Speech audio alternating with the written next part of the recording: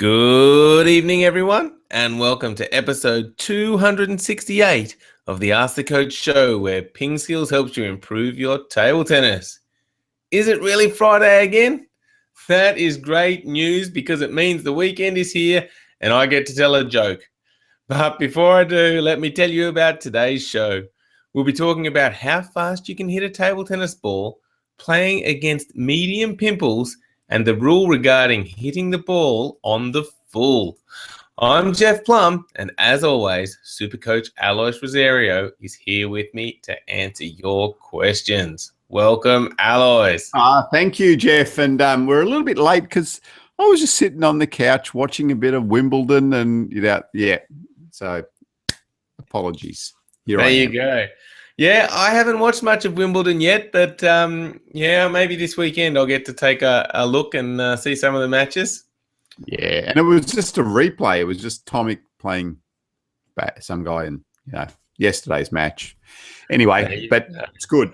The Ask the Coach show is here. It is indeed. And Alois, it is Friday. And that's what I'm excited about because I know what Friday be. Friday funnies. I'm waiting for it. I'm not surprised. And you know how recently England lost to Iceland? That was a bad loss, wasn't it? Oh, dear. Oh, bad. Oh, my goodness. That was terrible. But good for Iceland. Yeah, good for Iceland. Yeah. Yes. Yeah, I do. I do feel very sorry for all our English folk. It is a sad day. Well, someone asked Bobby Charlton, one of the famous members from the 1966 World Cup team. He says, "How do you think your team would have gone against the Iceland team?" And he was like, "Oh, I reckon we'd probably scrape home 1-0." And the person's like, "What do you mean, just 1-0? I thought you'd really flog them." He goes, "Well, we are in our 70s now."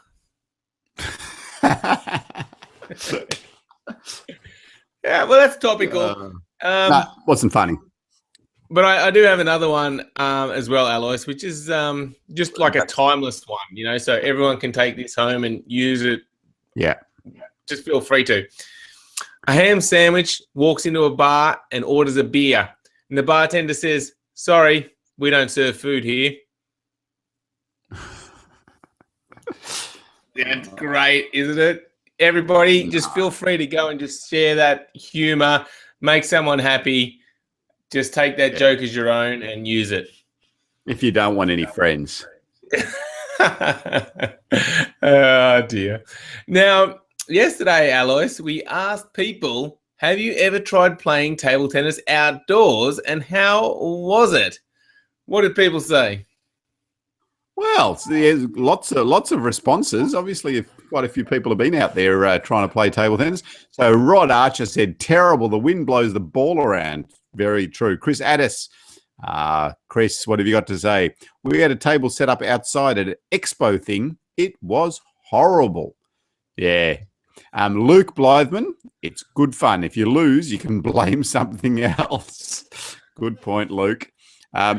Tommy, growing up in Hong Kong, rooftop table tennis on public concrete tables was common. Well, there you go. And Cal McKeon said, had a period of playing it outside most days during summers in London. Jeepers. That would have been like, when the weather was 12 degrees. Has got a bit too windy in recent summers to do it regularly, though. It's good for the person playing against the wind as it makes looping easier. Yeah, you can really rip it into the wind and the ball gets forced down to hit the table. Yeah, good point. But my favourite is my friend Mark Taylor.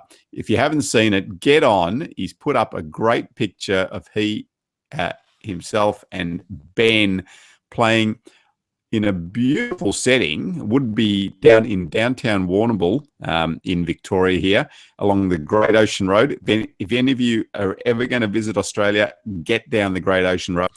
Anyway, go and have a look at the picture on the Facebook page of Mark and Ben having a hit. Australia. Beautiful. Indeed. And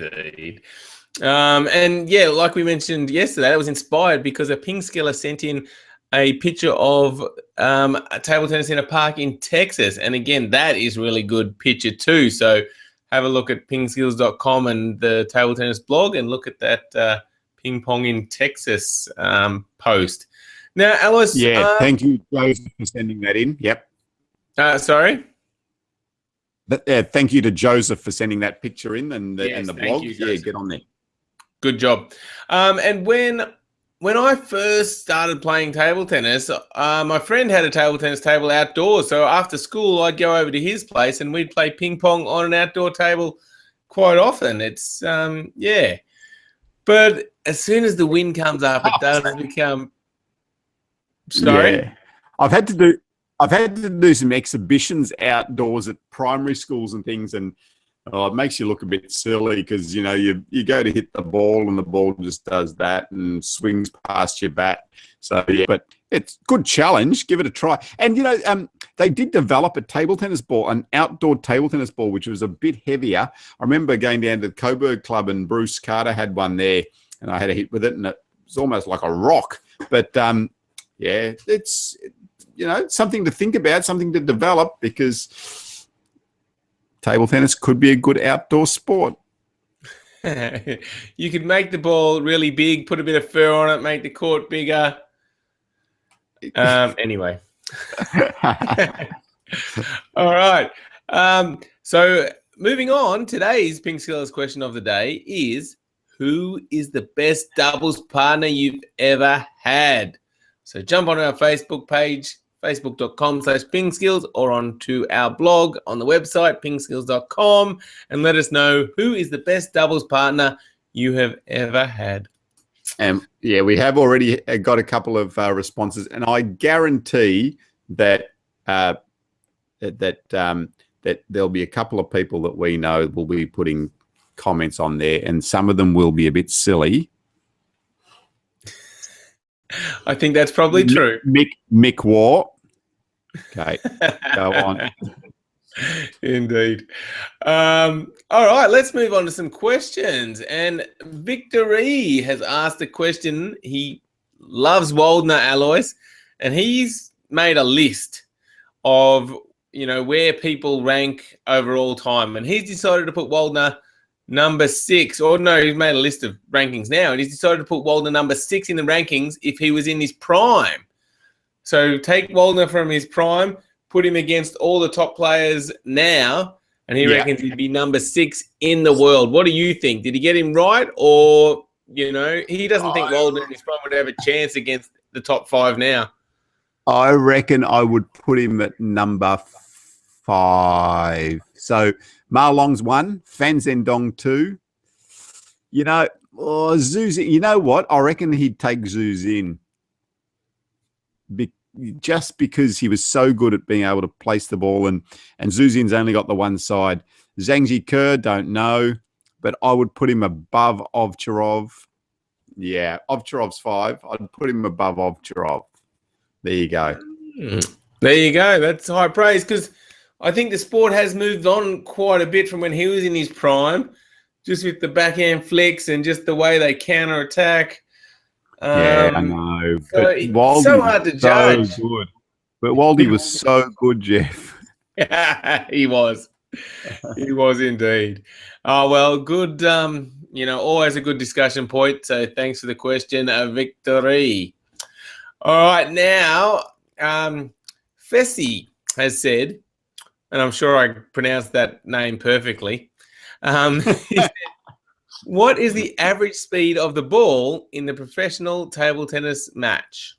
That is a good question. And Fezza has sent us a couple of links. So go to the question. We'll put a link to the question. And he's got a link there of a competition, like they had a world fastest shot competition.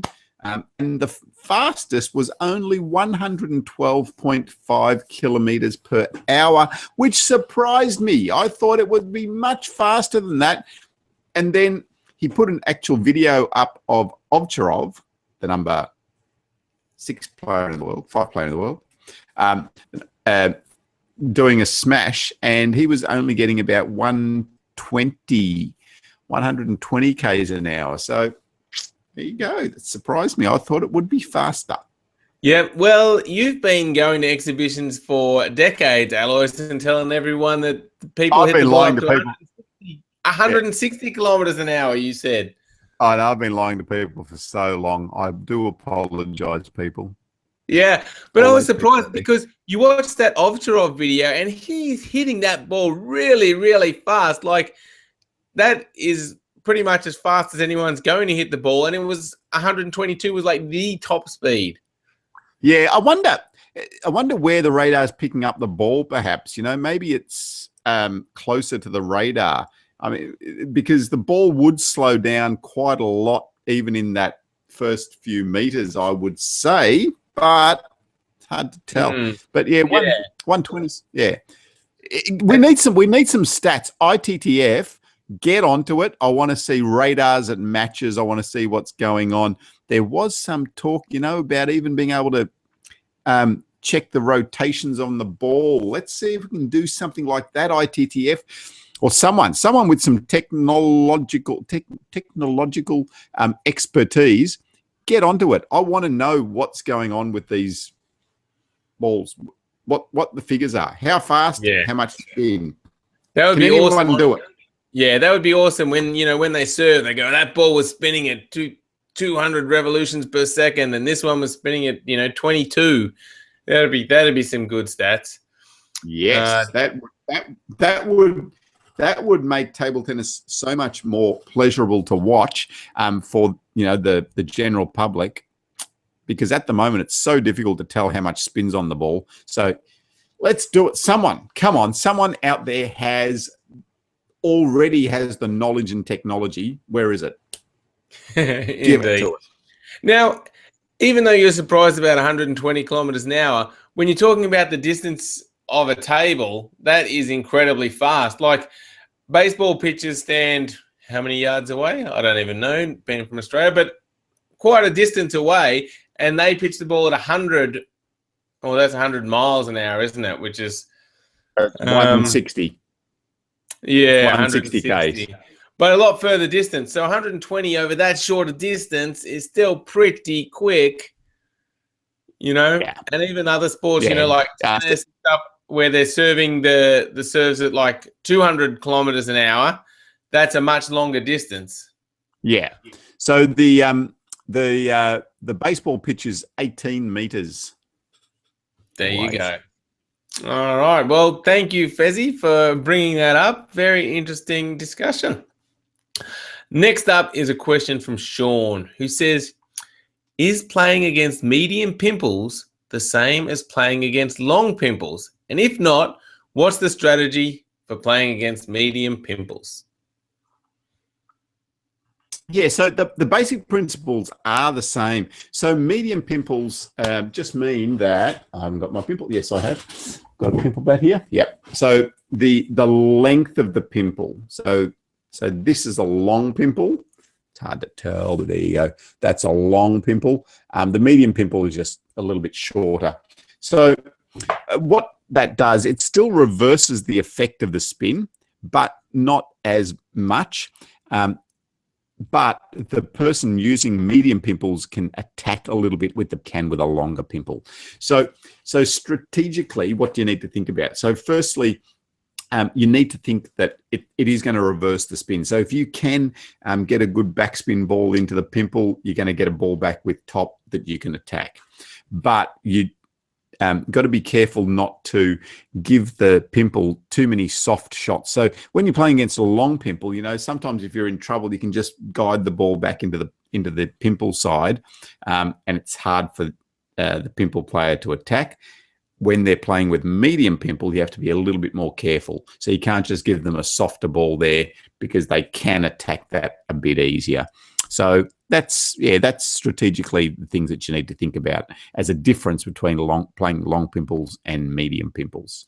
So when you say it like that, it almost sounds like medium pimples, if you want to use a funny rubber, are better to use because they're a bit easier to attack with, but you still get a bit of benefit of that reversal. Yeah. Is that the case, or? If you are going to attack a bit, yes, but the longer pimples gives you better control, especially if they're playing the ball faster to you. It's going to slow down the ball a bit more. So, for a defender, the longer pimple is a bit better because it's going to take more of the pace off the ball.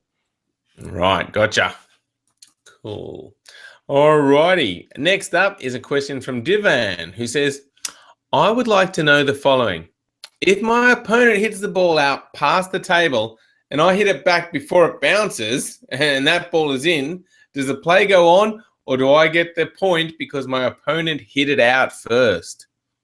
Okay, so this is the question. At the top level, no one has any problems with this, but at the school level, beginner level, office level, this is one that a lot of people get really wrong. So listen up. Don't listen up. Listen up. That's better. So if the ball goes out past the table, so here's the table. If the ball goes out past the table without bouncing on it, then it is out. No matter what happens after that, the ball is out. That is this person's point. That's your point because the ball's gone out of bounds without touching the table. So even if it goes out of bounds past the table and then someone hits it back, the point's already finished. The ball has already been out of bounds on the full. It is out. End of point. So what happens after that doesn't matter. The first mistake is that the ball has gone out of bounds on the full. End of story. That person wins the point. Hope that clears it up for you. That does. Now, what happens if it hasn't gone past the end of the table and you hit it on the full and put it back onto the table? Great. So if the ball's still over the table now, so it hasn't touched the table, and I hit it back here, then I'm out because I haven't let the ball bounce and it is still in play. So the first mistake now is that I've hit the ball on the full without letting it bounce, which you're not allowed to do. So what if it was going to go first out, mistake, even though I hit it on the full over the table? Yeah. Yep. So even if it's going at 150 k's an hour, which we know it can't, even if it goes at 100, it's going at 150 k's an hour and rising, the table hasn't gone out of bounds on the full. So the first mistake hasn't happened. It hasn't actually gone out of bounds on the full, so it's still in play. I hit it on the full. I've made the first mistake. I'm out.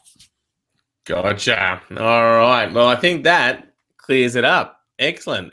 Thank you for the question, Divan. And as Aloy said, it's a common question, and a lot of arguments happen over this. So go back now and tell everyone you know what the rule is, and you can clear it up once and for all. Excellent. All righty. Well, that wraps up show 268. Thank you, everyone, for watching. Have a great weekend. Get lots of table tennis in. Watch lots of PingSkills table tennis videos. And just have a great weekend. Thank you, everyone. And thank you, Alois. Thank you, Jeffrey. And we shall see you next week, guys. Something a little bit different, exciting happening next week. Stay tuned. Bye for now. Bye.